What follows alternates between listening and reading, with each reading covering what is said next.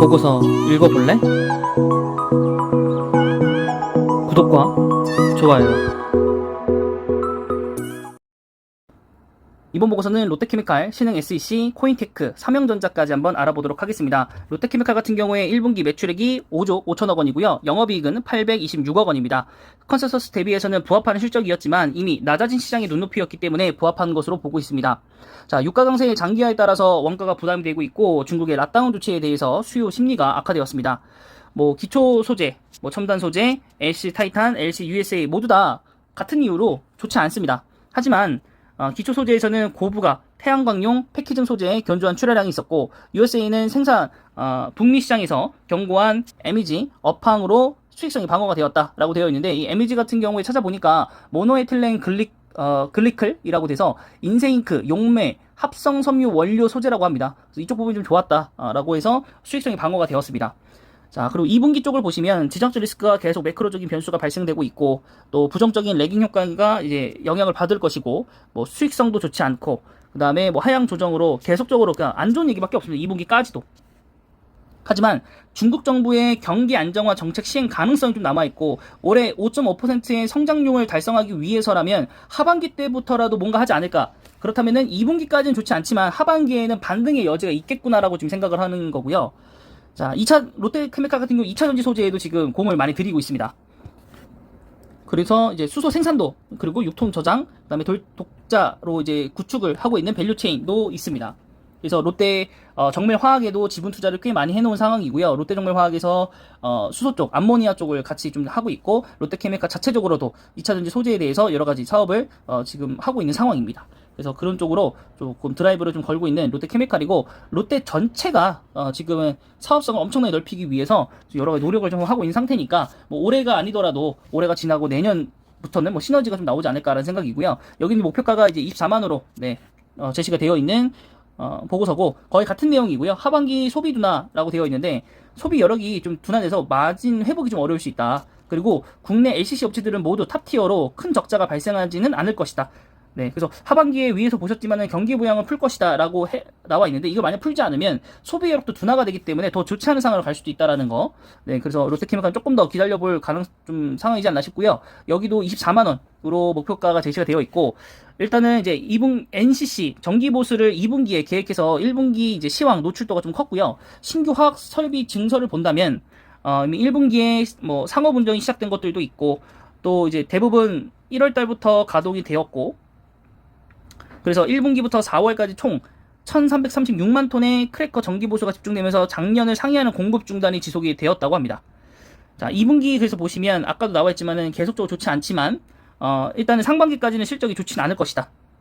하지만 이제 증설이 2022년도로 끝날 거기 때문에 중국 중심으로 락다운이 해제가 되면서 석유화학의 재고 축적이 시작이 되면 하반기로 갈수록 업황은 반등이 될 전망이 크다라고 좀 되어 있습니다. 그러니까 여러 가지로 작년에 이제 안 좋았던 비관적인 시야가 뭐였었냐면 계속 증설이 되는 거예요. 우리가 현재 사용하고 있는 그런 양보다도 훨씬 더 많은 양이 계속돼서 생산이 될 거고 계속 보유 능력이 늘어난다. 결국 이거 수요가 공급을 넘어갈 것이다. 공급이 수요를 넘어갈 것이다. 그럼 가격도 좋지 않을 거고 이렇기 때문에 가동률도 조절을 해야 될 거고 이렇기 때문에 좋지 않을 거라 봤지만 하반기로 갈수록 2023년도로 갈수록 점점 좋아질 것이다 라고 좀 보고 있고요. 그 다음에 오늘 아무래도 급등을 했던 걸로 제가 기억을 하고 있는데 지금 신흥 SEC고요. 영업이익이 1106억 원, 그 다음에 매출액이 1106억 원이고요. 그 다음에 영업이익은 54억 원입니다. 그래서 매출은 증가를 했는데 영업이익은 감소를 좀 했습니다. 그 이유 중에 하나가 헝가리 공장 증설로 인건비랑 환경 부담금 이런 것들이 20억에서 30억 정도 수준이 추가가 되었고요. 지난 2분기에 너무 높은 영업이익률 때문에 역기조가 좀 유지가 되고 있고요. 그래도 2분기부터는 마진율이 정상화될 거라고 보고 있고 헝가리 3개의 라인에서 증설이 되고 있고 말레이시아 공장도 증설이 되고 있다. 그 효과가 본격화되면서 매출 성장폭이 확대될 것이라 보고 있고 23년도 역시나 세계 라인과 말레이시아에서 추가적 증설 분량이 나올 거기 때문에 매출이 굉장히 늘어날 거라고 보고 있고 또 최근에는 애플양 이어폰 부품 공급이 되고 있고 미세 부품이라 기술 장벽이 높고요. 매출액은 작지만 성장 여력이 있고 애플에게 선택을 받았다라는 것 자체가 굉장히 좀 유의미하지 않나 싶고 저희가 이제 오늘 올라간 또 영상 중에 이제 그 아이폰 매출이 이제 시작이 되고 있는 업체가 나왔죠. 14가 이제 출시가 될 겁니다. 하반기에. 그렇기 때문에 거기에 또 수요가 되고 있는 부품이 공급되지 않나 그것이 지금 현재적으로 먼저 들어가고 있지 않나라고 생각이 좀 들고요. 자, 그 다음은 이제 코인테크입니다. 코인테크 같은 경우에 이제 39,000원으로 이제 목표가가 제시되어 있는 기업이고요. 2차 전지로도 이제 알려져 있는 기업입니다. 매출액은 이제 856억 있고요. 그다음 영업이익은 50억. 큰 폭의 회복세가 드러났습니다. 그리고 1분기부터 계속적으로 5분기 연속 전년 동기 대비해서 큰 폭의 실적을 달성을 했고요. 글로벌 2차 전지 셀업 제조업체의 투자가 확대되면서 2차 전지 자동화 설비 매출이 전년 동기 대비해서 87.8%가 증가했습니다. 지난 3월에 탑 머티리얼을 인수를 하면서 2차 전지 소재 관련 매출이 크게 또 증가를 했습니다.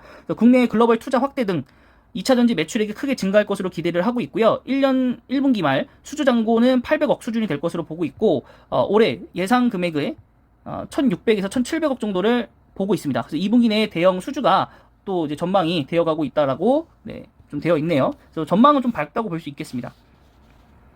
자, 다음은 삼성전자고요. 삼성전자 같은 경우에 이제 매출액은 614억 원, 그 다음에 영업이익은 55억 원입니다. 컨센서스를 상회를 했고요. 알루미늄 전해 콘덴서이기 때문에 알루미늄 가격 상승에 따라서 원재료 부담과 그 다음에 매출액이 성장하더라도 영업이익이 YY 감소율을 예상하였으나 영업이익이 YY 상승을 기록을 보였다라는 거. IT 기업의 이제 글로벌 공급을 원하지 않았기 때문에 원재료 확보하려는 움직임에 대한 수혜를 좀 받은 것으로 보이고 있고요. 원재료 가격 상승에 제품 가격 전가 원활이 진행된 것으로 보고 있고, 그 다음에 알루미늄 가격이 하락할 경우 동사의 수익성이 조금 더 개선될 가능성으로 보고 있습니다. 또한 성장 모멘텀 중에 하나가 이제 전기차용 충전용 전해 콘덴서 공급인데 이것이 23년도부터 본격화될 것이라고 보고 있고요. 내년 이후 성장폭이 좀 확대가 될 것이다 라고 보고 있습니다. 하지만 좀 단 하나의 좀 악재가 하나는 순현금이 시가총액 대비해서 너무 낮다. 그것 좀 하나 정도 보시면 될 것 같습니다. 롯데케미칼 일봉입니다. 주봉이고요. 월봉입니다. 계속 시황도 좋지도 않고 시장 상황도 좋지 않기 때문에 지속적으로 지금 내려오고 있고 거의 그 기간이 1년을 지금 넘어가고 있습니다. 그래서 주주분들께서는 굉장히 좀 낙담하는 그런 상황이지 않나 싶고요. 우선 6조 넘어가는 코스피 상장사이고 외국인이 매수세, 기간은 매도세로 적용 중이고 오늘 기사로서는 2023년까지 매출액을 50조로 좀 만들겠다. 지금의 컨센서스 상으로는 이거보다도 2.5배나 달성을 해야 되는 거고 과연 가능할까 싶긴 한데 아무래도 신사업들이 그만큼 제일 중요할 것 같습니다. 그래서 롯데케미칼 같은 경우에 이제 롯데정밀화학의 지분을 인수를 하고 있는데 일단 뭐 검토한 바는 없다. 현재까지는 이라고 되어 있기 때문에 향후에는 뭐 그럴 수 있다라고도 보기도 합니다.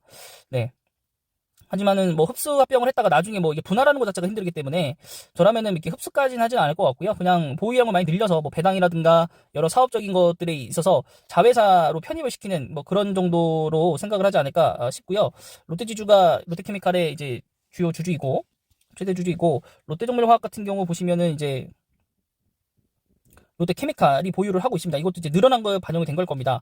그래서 지금 36% 정도 되는데 정말 많이 매집하기는 했습니다. 많이 매집하긴 했고, 과연 뭐 어떤 이유로든지 뭐 좀 빨리 그냥 이렇게 속시원하게 좀 밝혀주면 좋겠는데, 뭐 배당이 높은 것도 아니고, 그래서 아무래도 그 소재 쪽, 수소, 암모니아 이쪽에 좀 강점 있는 회사다 보니까 이걸 롯데케미칼 안으로 끌어오면은 롯데케미칼에 대한 주가를 다시 한번 상승시킬 뭐 그런 전략으로 뭐 갖고 있지 않는 이상.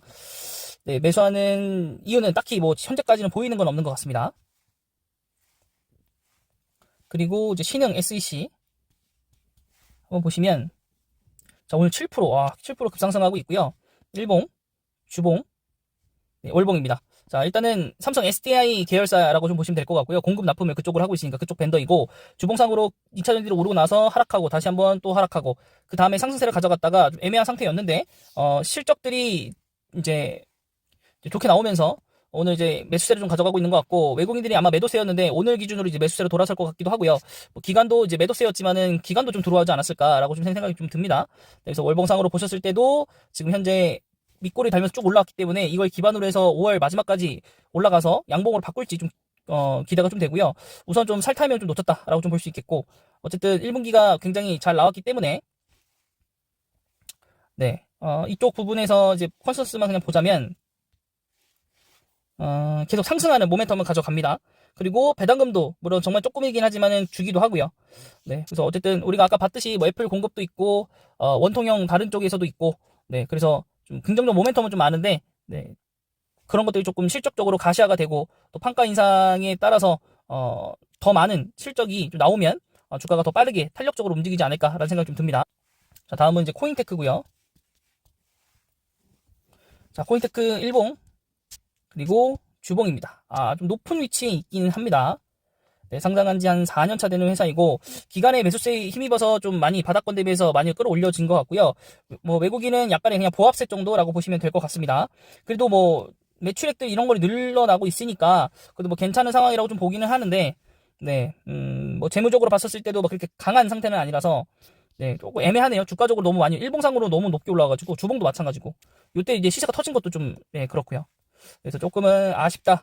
내용만 보고는 좀 투자하고 싶지만 좀 아쉽다라고 좀 보이고요. 아무래도 코인테크랑 신흥 SEC 두 회사 모두 다 이제 실적세가 개선이 되어가고 있기 때문에 뭐 그런 부분에서 이미 주가가 어느 정도 반영되지 않았나 싶고요. 삼성전자 같은 경우에도 실적이 좋게 나왔습니다. 하지만 여기도 주가가 좀 높게 형성되어 있고, 또 이제 부자인한 때문에 주가가 엄청 올라갔었고, 또 전기차용 커패시터 필름 이런 것들도 있거든요.